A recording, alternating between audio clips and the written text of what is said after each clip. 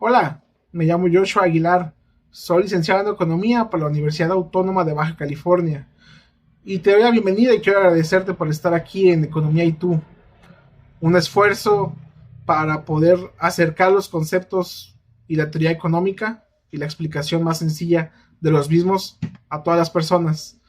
La economía, a mi forma de ver, es uno de los temas más importantes que rodean la vida de cualquier país y de cualquier persona, pero que desafortunadamente no se hace un esfuerzo a nivel educativo para que nosotros podamos entender estos conceptos. Y cuando vamos creciendo y desarrollando nuestra vida, nos damos cuenta de la importancia que tiene, y sin embargo, quizá no la entendamos porque nadie nos la enseñó. Lo que yo pretendo el día de hoy y en esta serie de videos es, como ya te dije, explicarte esos conceptos y que entonces ya que tú los puedas entender y ya que estés escuchando la información en redes sociales, en las noticias, puedas comprender qué es lo que se está diciendo, cómo te afecta a ti en tu vida y en base a eso tomar decisiones. Temas como tasa de interés, riesgo, bolsa de valores, préstamos, que seguramente los has escuchado, quizás no sabes cómo funcionan, lo vas a entender en, en esta serie de videos. Quisiera empezar yo por algo que se ha vuelto muy relevante, un tema que se ha vuelto muy relevante en los últimos meses, días, y seguramente lo será aún más.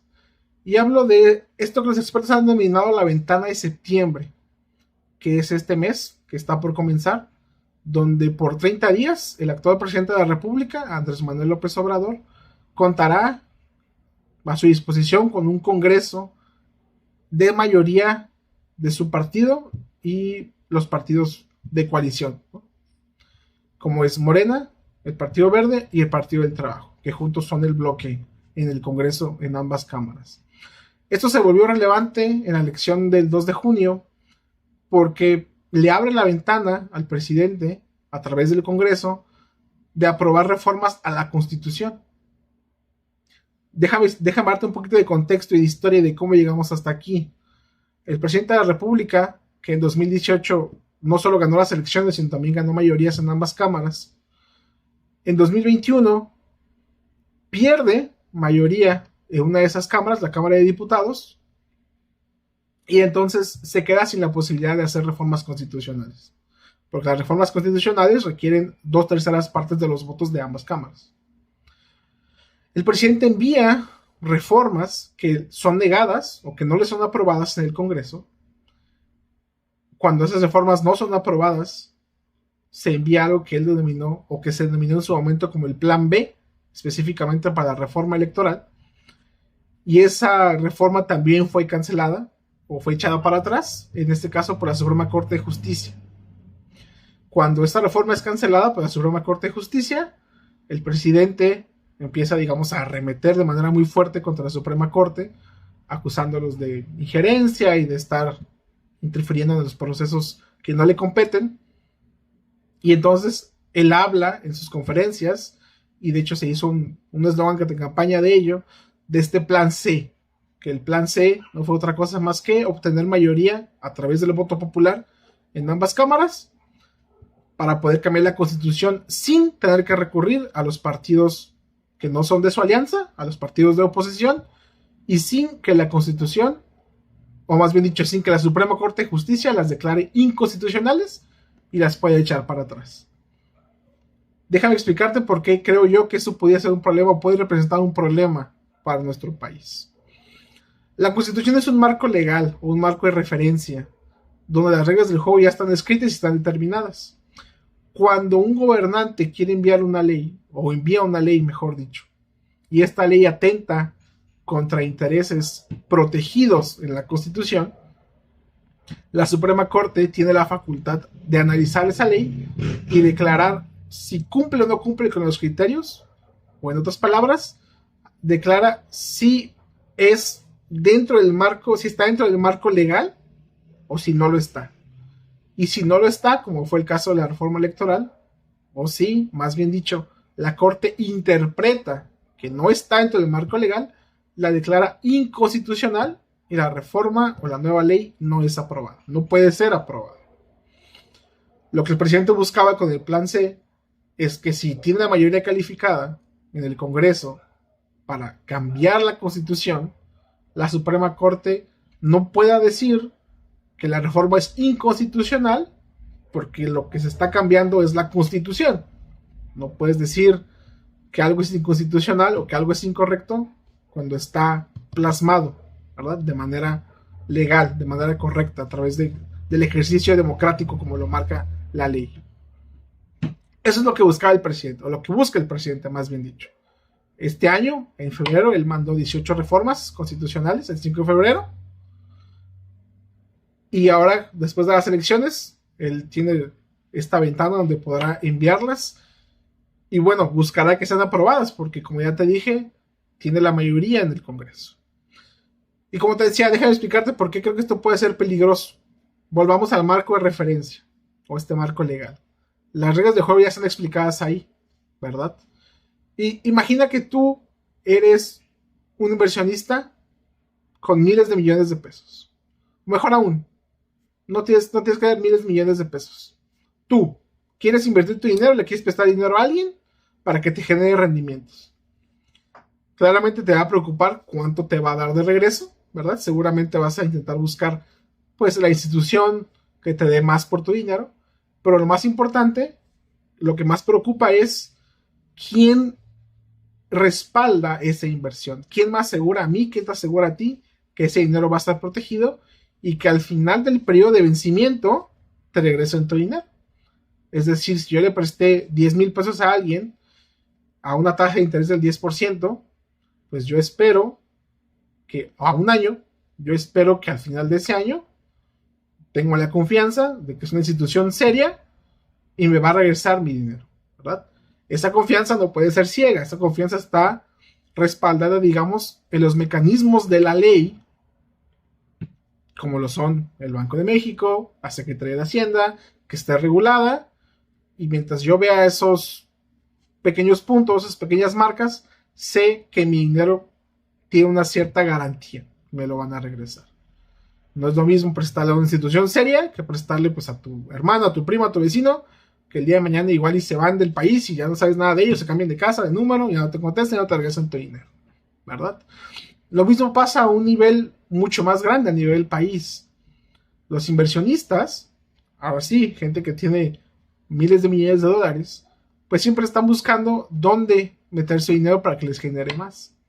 México, afortunadamente, es un país serio, es un país que dentro de los mercados internacionales está bien visto, tiene, digamos, una buena reputación, y entonces los inversionistas ven al país como una forma o de una manera segura, donde ellos pueden decir, te presto dinero, te doy mi dinero, lo invierto en tu país, porque yo sé que tienes mecanismos seguros, donde al final van a respetar los contratos y van a regresar mi dinero. Pero todo esto se da porque hay una base legal, porque hay un marco, porque hay una constitución.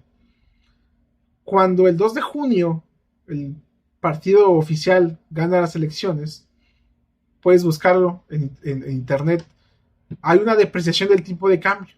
Se dispara, había estado ahí cerca de los 16, subió considerablemente, y parte de esta depreciación o de esta pérdida se puede entender como una especie de incertidumbre en los mercados. ¿Y a qué me refiero con esto? Si yo sé perfectamente que la Constitución me respalda, que hay una ley que protege mi dinero, seguramente no tendré ningún problema, más que los riesgos normales de cualquier inversión, en darle mi dinero a ese país. Ahora, cuando hay una mayoría calificada en el Congreso y se abre la puerta a que el gobierno en turno pueda cambiar la Constitución, ya no tengo certeza de nada. Y piénsalo de esta manera. Imagina que tú eres una empresa, voy a decir una Toyota, ¿verdad? Tú, como una empresa gigante, poderosa, a pesar de que el sistema de justicia mexicano tiene muchísimos defectos y muchísimas fallas, tienes el poder y la capacidad económica de que si de repente llega el Servicio de Administración Tributaria y te dice, me debes 10,000 millones de dólares en impuestos, y yo, espérame, yo ya te pagué, pues ¿sabes qué? No me has pagado, y hazlo como quieras, nos vamos a tribunales. Número 1, nos vamos a tribunales, es decir, hay un lugar o hay una institución en la que yo puedo ir y pelearme con el gobierno, con el SAT, y decirle: lo que tú me estás diciendo no es correcto. Aquí están las pruebas, ¿verdad? Con todos los defectos de la justicia mexicana, una empresa grande y poderosa, pues puede contratar servicios de abogados muy prestigiosos, muy caros, a los cuales tú y yo no tenemos acceso, y pelear y ver que se haga justicia, ¿no? Cuando eliminas estos mecanismos, y no quiero decir que el país los esté eliminando, pero el país y el gobierno ahora tienen la posibilidad de eliminar esos mecanismos, se vuelve una incertidumbre, porque ¿cómo sé yo que el día de mañana esa institución a la cual yo puedo recurrir va a seguir existiendo? ¿Cómo sé yo que el día de mañana al gobierno en turno de repente diga: tú ya te volviste para mí un problema porque no das los fallos que yo quiero, no administras justicia como yo quiero, y con el poder que tengo, que es un poder constitucional, muy importante, y que es un poder democrático que se lo dio el pueblo de México en las votaciones, decir: a partir de hoy elimino esta figura, ¿verdad? Nuevamente, no quiero decir que vaya a pasar, sin embargo, el hecho de que pueda pasar es suficiente para generar esta incertidumbre en los mercados, en los inversionistas.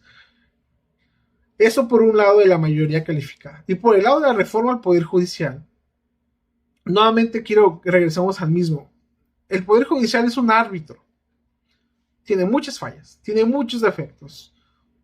Hay casos de corrupción, puede ser comprado. Todo eso, seguramente la respuesta es sí. Sin embargo, en última instancia, es un árbitro. El árbitro tiene que ser imparcial. El árbitro no tiene lado, o no toma lado. Escucha ambos casos y entonces toma una decisión basándose en la ley. Y aquí hay de dos sopas. Número uno, que la ley en la cual se tiene que basar para tomar estas decisiones cambie.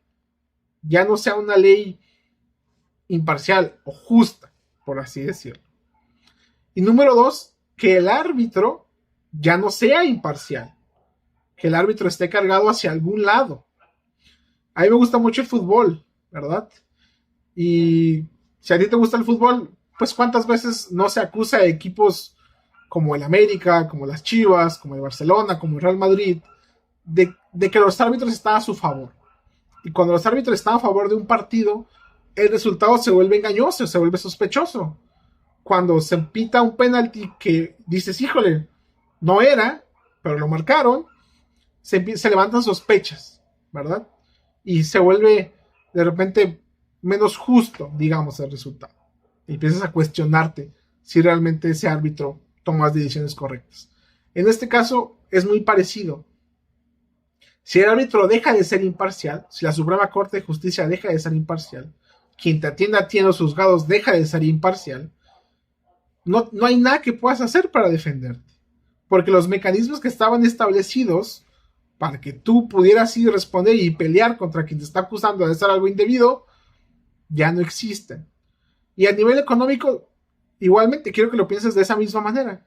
Si llega el día de mañana alguien a requerirme un tema de impuestos, no hay nadie que me asegure neutralidad, que vaya a revisar mi caso con las pruebas y que vaya a dictaminar que realmente yo hice o no hice de lo que se me está acusando. Si yo quiero poner una empresa en México, pero yo sé que no hay un árbitro imparcial y que la ley se puede cambiar cuando sea, ¿qué garantías tengo yo o qué atractivo tengo yo de venir a poner mi empresa en el país?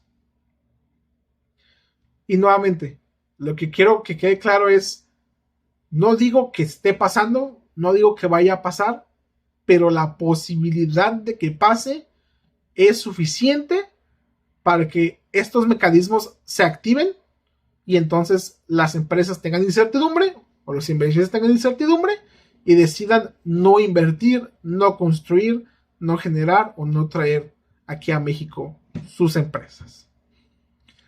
El reto de la doctora Claudia Sheinbaum será entonces conciliar estas dos partes. Ella tomará posesión en octubre. Veremos si con la reforma aprobada o la reforma no aprobada. Y al gobierno de México le conviene que haya crecimiento económico. Pero ese crecimiento económico no va a llegar si no hay un árbitro imparcial y si no hay leyes justas.